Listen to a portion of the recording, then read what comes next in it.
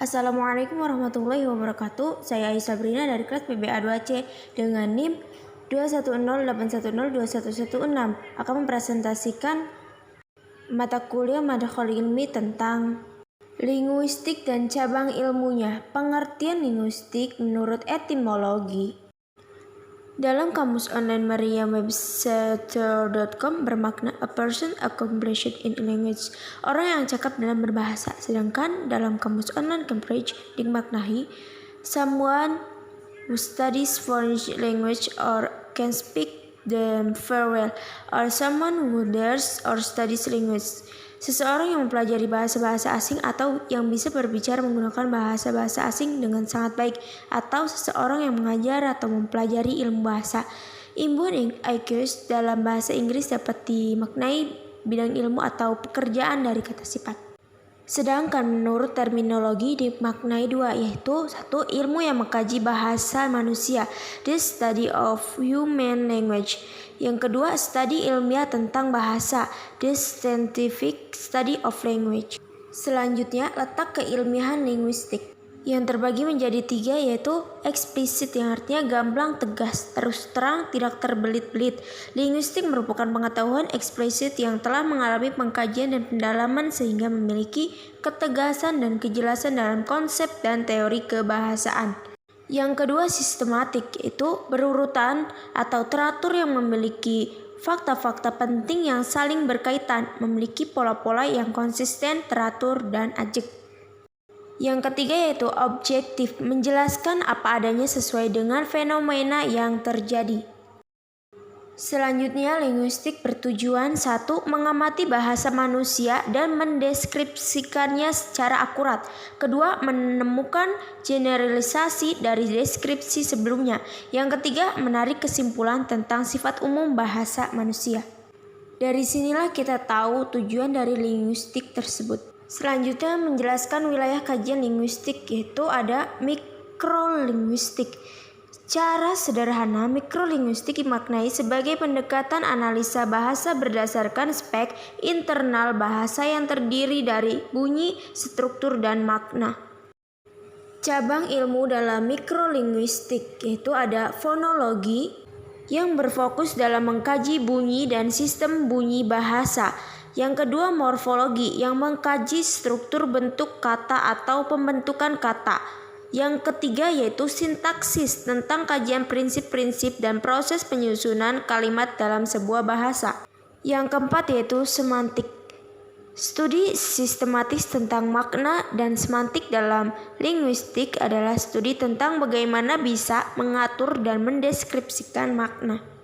Dalam wilayah kajian linguistik juga ada makrolinguistik yang secara garis besar terbagi menjadi dua, yaitu linguistik interdisipliner yang terdalamnya terdapat pragmatik, yaitu cabang linguistik yang mempelajari hubungan antara konteks luar bahasa dan maksud tutur.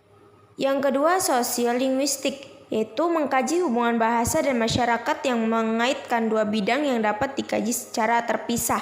Yang ketiga, historical linguistik, yaitu perubahan sebuah bahasa dan hal-hal yang timbul dari perubahan tersebut. Yang keempat ada psikolinguistik, yaitu tentang perilaku bahasa. Yang kelima ada neurolinguistik, yaitu mengkaji hubungan antara bahasa dan otak. Yang keenam ada antropolinguistik atau disebut juga etnolinguistik, yaitu cabang yang menelaah hubungan antar bahasa dan budaya dalam kehidupan sehari-hari atau bermasyarakat. Yang ketujuh ada linguistik komputasi, yaitu tentang bahasa perspektif komputer yang menggabungkan antara ilmu linguistik dengan aplikasi ilmu komputer yang berkenaan dengan pemrosesan bahasa alamiah oleh komputer dalam berbagai level deskripsi linguistik. Yang kedelapan statistika, yaitu menjadi mediator antara disiplin ilmu linguistik dan kritik sastra. Yang kesembilan ada dialektologi, yaitu ilmu bahasa yang mempelajari dialek atau variasi bahasa dalam masyarakat tersebut. Dilanjut yang kedua ada linguistik terapan yang di dalamnya terdapat satu edukasional, yaitu disebut juga pengajaran bahasa.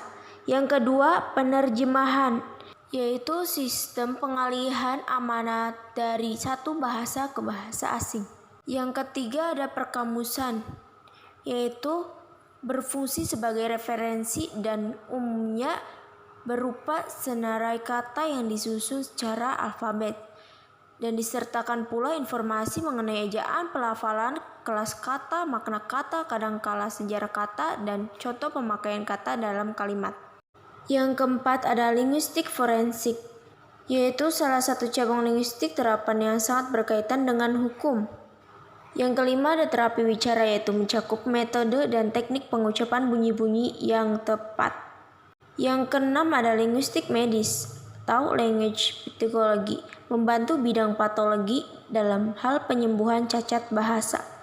Yang ketujuh ada grafologi, yaitu tidak sama dengan yang berlaku di bidang psikologi yang mempelajari bentuk jenis tulisan tangan untuk mendapatkan gambaran prediksi kepribadian seseorang, tetapi mengenai simbol yang digunakan untuk menyampaikan pesan bahasa dalam bentuk tertulis. Yang kedelapan ada mekanolinguistik, yaitu mencakup penggunaan linguistik dalam bidang komputer dan usaha untuk membuat mesin penerjemah. Usaha pemanfaat komputer dalam penyelidikan bahasa, misalnya dalam penyusunan konkordansi teks-teks. Baik, kita akan membahas materi yang terakhir, yaitu konsep-konsep dalam kajian kebahasaan. Yang pertama ada preskriptif dan deskriptif. Preskriptif yaitu disebut juga normatif, pandangan tentang bahasa yang lebih berorientasi kaidah-kaidah atau aturan gramatika yang sudah berlaku dan ditentukan sebelumnya. Dan adapun pengertian deskriptif yaitu pendekatan terhadap bahasa secara objektif. Kajiannya difokuskan pada penggambaran nyata terhadap gejala kebahasaan yang terjadi di lapangan dan tidak menghakimi benar salah dalam berbahasa, tutur maupun tulis. Linguistik mendekati bahasa secara deskriptif dan tidak perspektif. Yang penting dalam linguistik ialah apa yang sebenarnya diungkapkan seseorang dan bukan apa yang menurut peneliti seharusnya diucapkan oleh pengguna bahasa. Menyusun kaidah-kaidah yang menjelaskan apa yang betul atau apa yang salah bukan tugas linguistik. Pada poin kedua ada sinkronis dan diakronis. Pendekatan sinkronis adalah pendekatan yang titik kajiannya menyasar pada bahasa dalam satu masa tertentu atau dalam kajian yang terbatas. Bahasa tersebut diterangkan bagaimana cara kerja dan penggunaannya oleh para penuturnya. Sedangkan diakronis adalah mempelajari suatu bahasa dalam fase-fase perkembangan bahasa tersebut dari kurun waktu yang berbeda atau membandingkan perubahan dan perkembangannya berdasarkan perubahan masa. Pada poin ketiga yaitu ada teoritis dan terapan. Teoritis yaitu mengkaji dan mengupas bahasa untuk mendapatkan kaidah-kaidah yang berlaku dalam suatu bahasa. Sedangkan terapan bidang ilmu kebahasaan yang mengidentifikasi, menginvestigasi, dan menawarkan solusi bagi masalah dunia nyata yang terkait dengan bahasa sehingga pengetahuan yang bersumber dari penelitian linguistik umum dapat diterapkan secara praktis. Pada poin keempat ada historis dan komparatif. Linguistik historis yaitu menyelidiki perkembangan bahasa dari suatu masa ke masa yang lain, serta menyelidiki perbandingan suatu bahasa dengan bahasa lain. Adapun linguistik komparatif adalah kajian yang membandingkan dua bahasa atau lebih untuk objek kajiannya. Jadi kajian ini bertujuan untuk melihat relasi kekerabatan dan mencari kesamaan dari unsur kebahasaan yang terdapat di antara bahasa yang diperbandingkan. Pada poin kelima ada language, dan parole. Kata language dimaknai sebagai sistem bahasa dan sistem abstrak yang digunakan secara kolektif, disepakati bersama oleh komunitas pengguna bahasa, serta menjadi panduan dalam praktik berbahasa dan komunitas bahasa tersebut. Kata parole dalam arti bahasa sebagai penggunaan konkret bahasa tertentu berupa tindakan tuturan. Pada poin keenam yaitu kompetensi dan performansi. Singkatnya yaitu kompetensi melibatkan mengetahui dan performansi melibatkan perilaku sesuatu dengan bahasa tersebut.